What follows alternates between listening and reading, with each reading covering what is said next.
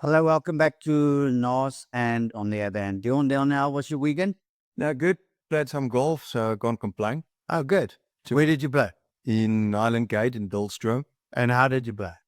Uh, I was 5 over after 12 and then we got drained out. So, yeah, but a lovely course, beautiful setting. Was obviously my first time there.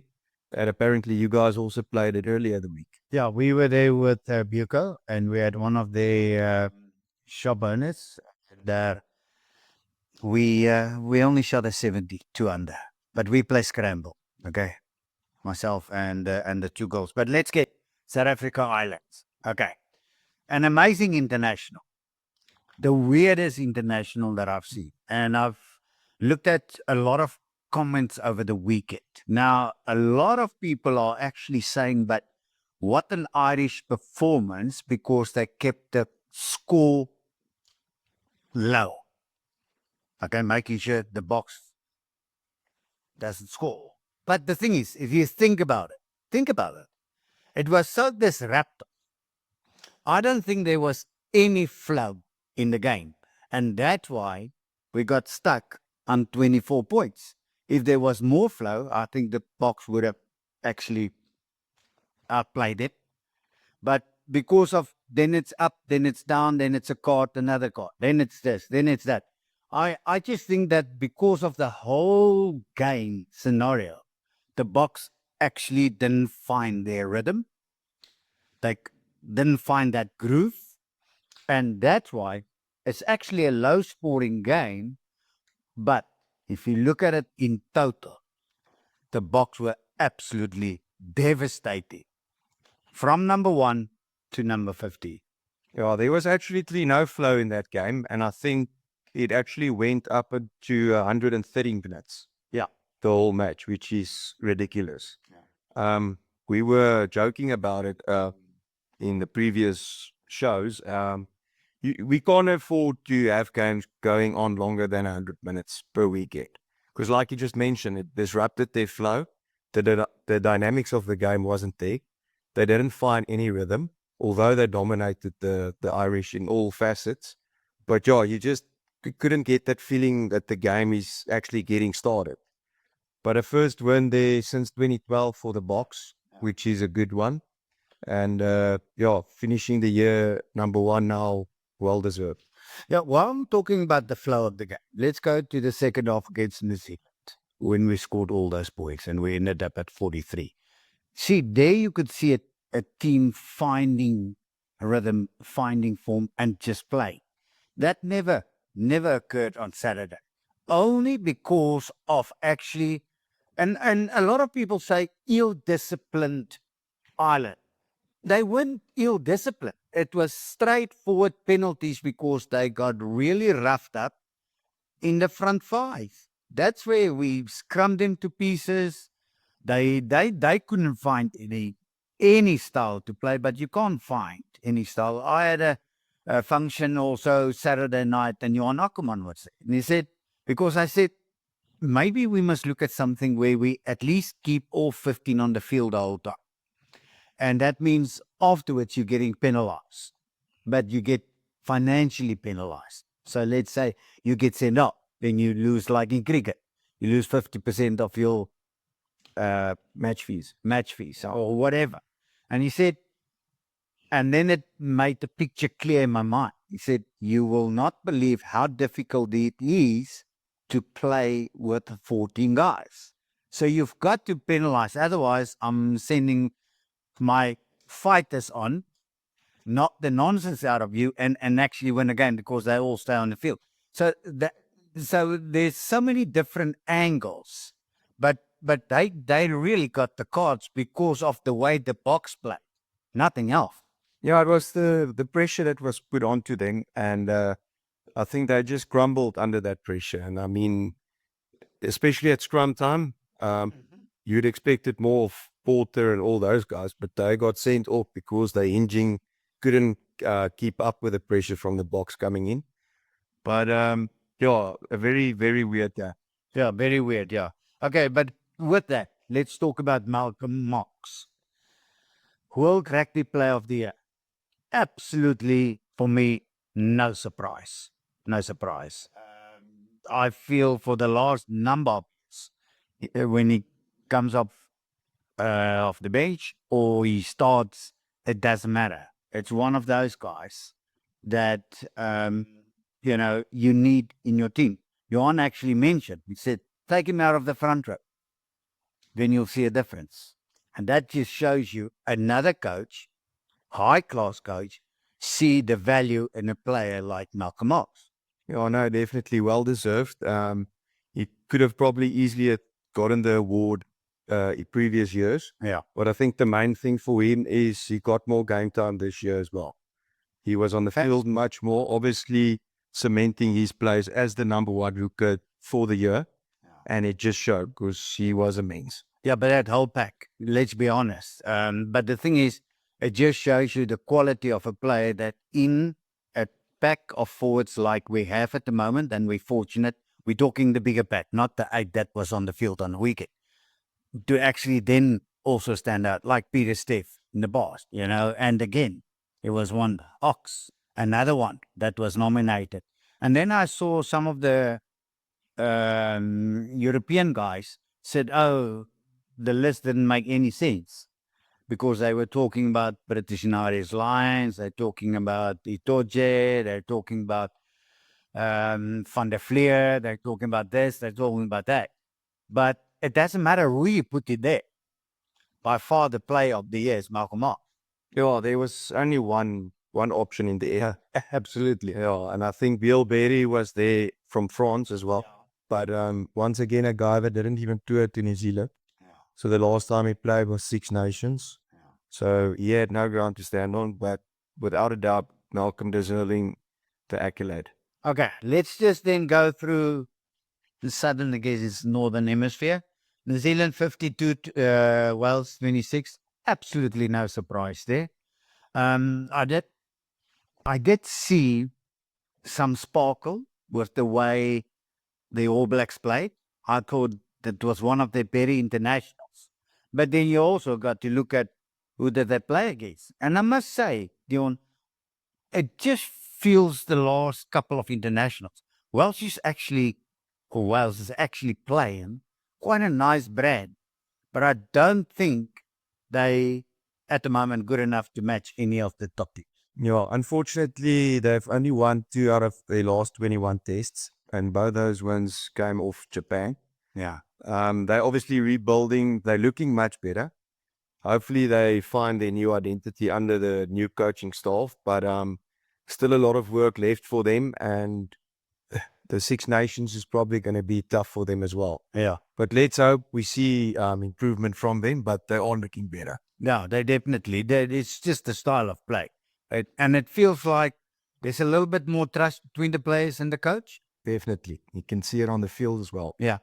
Okay, France 48, Australia 33. Yeah, once again, I just feel Australia's tank was empty even last week already. Great performance being 19 all at halftime. Yeah. You felt that they were in the game, and I think when Jorgensen scored, there was like 14 minutes left, 1 point game. But yeah, France in the end, their bench proving the difference, where they didn't make a difference against the Box. And Bill Berry scoring 3 tries. He actually played well over the weekend. Ramos kicking well. Yeah, it was one hurdle too many, and I think it's the first time Australia has lost 10 tests in a year. As a kicking coach, and I've been saying this for a number of years now, okay? By far, the best place kicker in world rugby. And I'm not discarding a number of other great kickers. Andre Pollard, you put him under pressure, he kicks it out. We all know that. The way Sasha strike the ball, you know. If you don't hear it, then you know that's a great kick. Sometimes Mani Lebo, the way he kicks, no problem. But it looks like Ramos can't miss. Well, he's definitely the most consistent kicker of them all. I don't think he's going to kick a 60-meter penalty to win a game, but most consistent, and I think he's at least kicking at a 90% at international level. And he's quite some player. He's not the biggest guy, but he reads the game well. And yeah, Damien McKenzie also on the weekend Ricky Alla late. Kicked well. And that's once again the difference with him and Bode. They should have maybe played him more at the end of year to starting him at 10. But yeah, his kicking for New Zealand has also been good.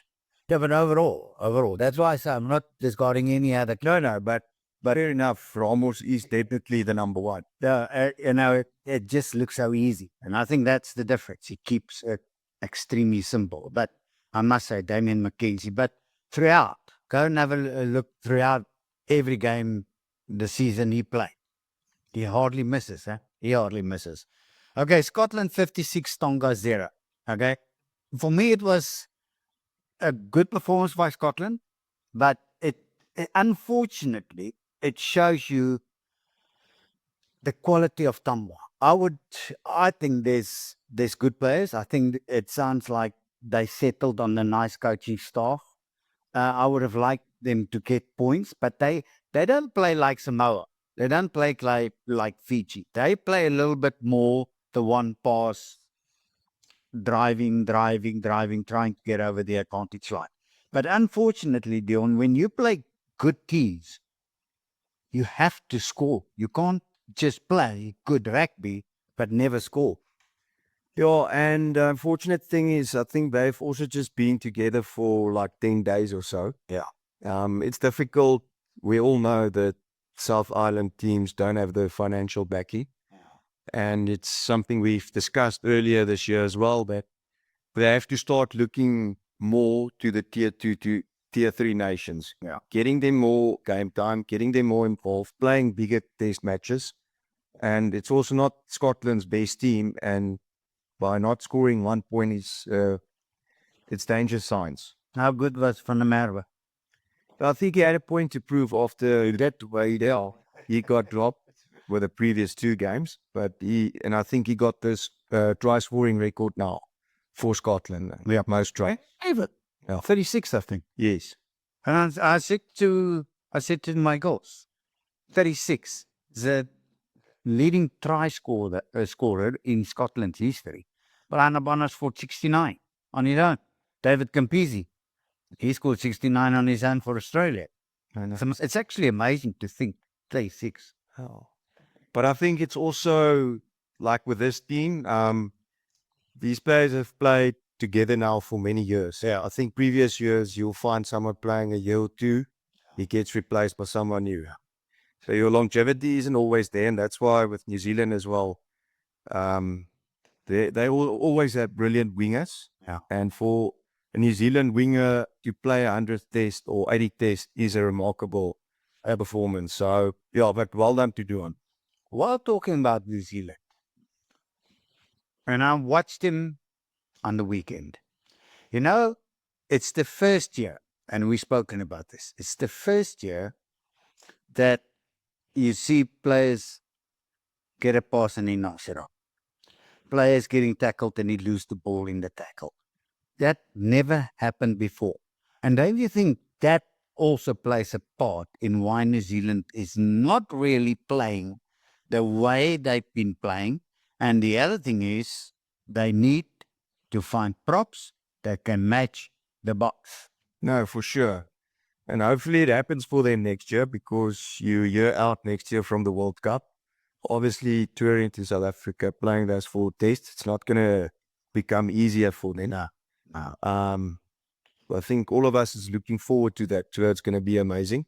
But yeah, they definitely need to skill up on their bench, especially with the props, maybe locks as well. So yeah, let's see what happens. But to come back to your question, it's definitely put them under more pressure. Yeah. All that basic skills that you never saw them doing wrong is all of a sudden there.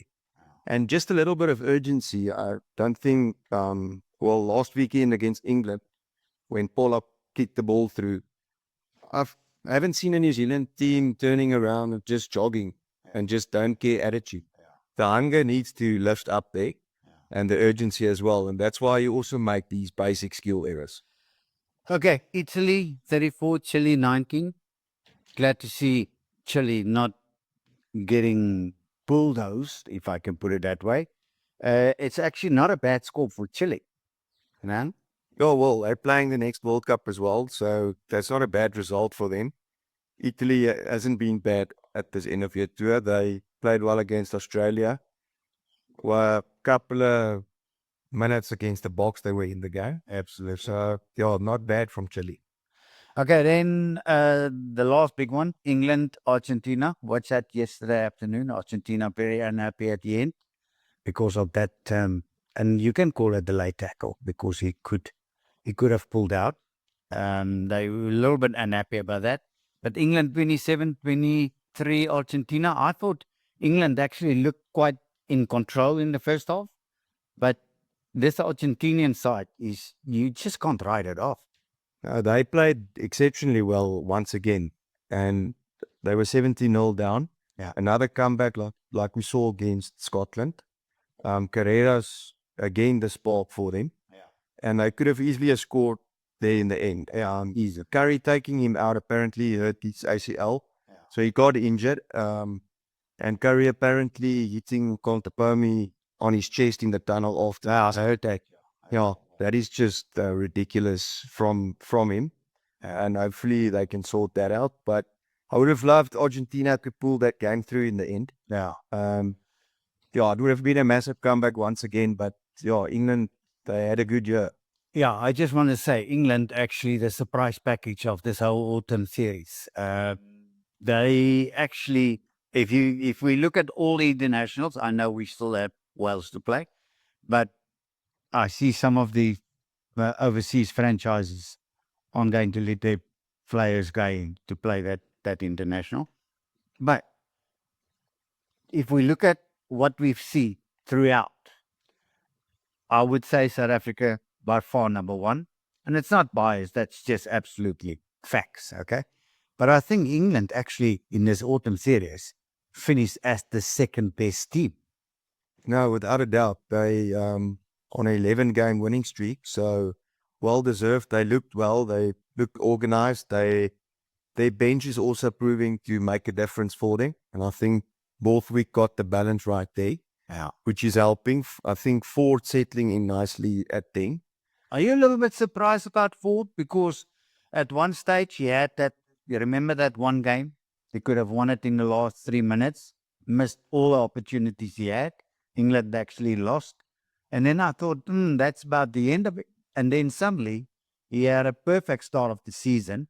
I love it when a coach gives a player an opportunity, or when you play well, you actually recognize that you're playing well and select him. And I must say, he actually, like you said, he settled nicely. You know, especially with Finn Smith in the mix as well and Marcus Smith. Yeah. But it seems that Borthwick favoured him for this end of year tour, and he backed him in Argentina in July. Yeah. Also winning both games there, we played very well. So yeah, it looks like moving forward with the fact that he can kick the drop goals over as well, get the scoreboard ticking. But once again, I think Borthwick backed him. He's got confidence now, and you can see he's growing into it. Yeah. Okay, then just Fiji to 41, Spain 33. Not no surprise, right? No, just the only surprise is that Fiji is on the rankings. They're above Scotland at the moment. Yeah. And once again, this is your better Scottish group that we've seen over the years. Yeah. Yeah. And they're not lying well on the log Yeah. or the ranking, sorry. Yeah. So they need to look at that because I think there's a couple of question marks why they're not doing better. Yeah. Yeah, I see. They took on Townsend, but I always feel, sometimes the team plays well. It's a great team. We've spoken about that. If the team plays badly, it's captain and coach. But I think that 21-0 and then Sunday losing against Argentina, I think that actually put a lot of pressure on Townsend. Okay, Portugal beating Canada. It's not good reading for Canada at the moment because they had an awful autumn series. No, and I mean, they've been in the mix for much longer than a country like Portugal. Yeah. So once again, you'd expect more from them. But yeah, Portugal at home, not a bad result for them. They'll take a lot from that. But let's hope and see. Let's hope and see the minnows playing bigger teams in the future. Okay, then Romania losing to Uruguay. I saw the bookies favored Uruguay for some reason. So I think they're happy with that away win. But John, we'll have to see next year what will that. Okay, then we had two remarks. Okay, random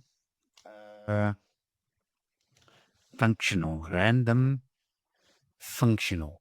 Okay, he says that Mani Lebok kick lastly, that was cancelled. A lot of players on the field, off the field, a lot of changes in the last seconds or whatever. And I think, to be fair to the kicker, the clock can only start, Deon, when the field is cleared. Otherwise, you can start the clock as soon as the try's been scored. But now let's say you make two replacements and I change and this and that. There's never going to be time for the kicker to keep the ball. So it's a very good step. And then I think, what's the solution? Solution is when the field is clear, then you start the kicking clock. Yeah, I agree with that. And yesterday, Argentina, England, there was a disallowed try in the 8th, but the clock was running. So there should have been another minute and a half left in the LA. Yeah. But they just kept the clock running because they were looking, or the TMO was busy with the ref, and Carreras already kicked the ball. Yeah. But technically, they lost time there, and let's say there wasn't time for the kickoff, which is also not fair. Yeah, that's all. They have to be more aware of that. Okay. And then, we were also surprised when they took off Roy Gott last week after 44 minutes. Because for me, New Zealand, with Roy Gott, it's totally a different team than without Roy. Now, I think Roy Gott is going to become like a Dupont for New Zealand. Yeah. He's the link between the backs and forwards, and he's running the show. He's got a good left boot. I think he might have been injured. That's why he went off. And it was a surprise to all of us. Yeah. And you could see they weren't the same team when he left the field. Okay, so what we'll do after next week, because we've got Wales, so that's a nice game to look forward to. We'll actually go through a little bit of a summary, because it was a nice autumn series. And the thing that will stand out for me for a long time is we went on the field against Ireland to prove a point from the first minute to the last minute, because there was no stopping that South African side overpowering Ireland. And I think the score doesn't even reflect what we've seen for 80 minutes. Yeah, and I think New Zealand beating Ireland at this end of year tour as well. I think they were a bit on a little bit of a high these last couple of years. Yeah. But yeah, But they also played well. They also really played well. they're still one of the best structured teams. Yeah. The way they run the ball, their running lines, etc. Obviously, Farrell is a great coach. Coach the Lions. You can never write them off, but Russia and them had a point to prove. They went there and they got the job done. Okay, so that's from us. But the point we would love to make, it's going to take an unbelievable team to beat South Africa.